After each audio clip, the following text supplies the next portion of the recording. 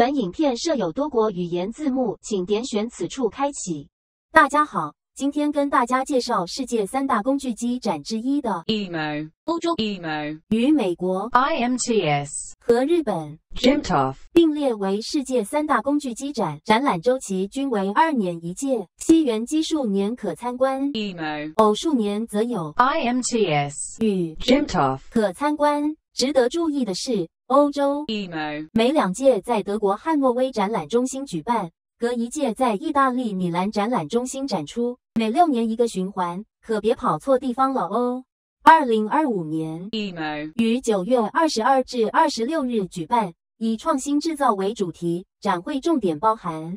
基层制造区，展示 3D 列印技术及其在金属加工中的应用；协作机器人区，聚焦人机协作技术，提升生产效率与灵活性；智慧制造区，呈现工业 4.0、数位转型、AI 与 IoT 解决方案；永续制造区，强调能源效率、资源节约与绿色制造技术。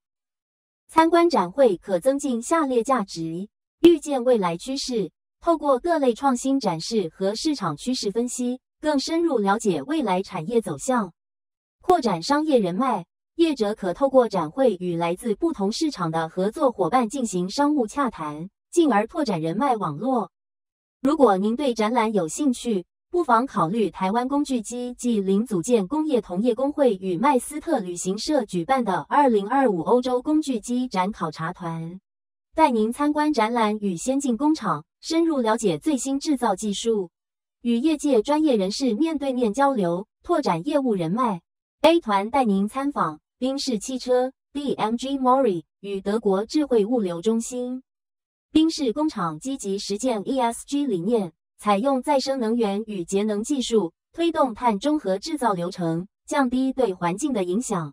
BMG 为全球领先的工具机制造商，提供整合化技术与自动化解决方案，涵盖车床、舷床、超音波、雷射及基层制造等领域。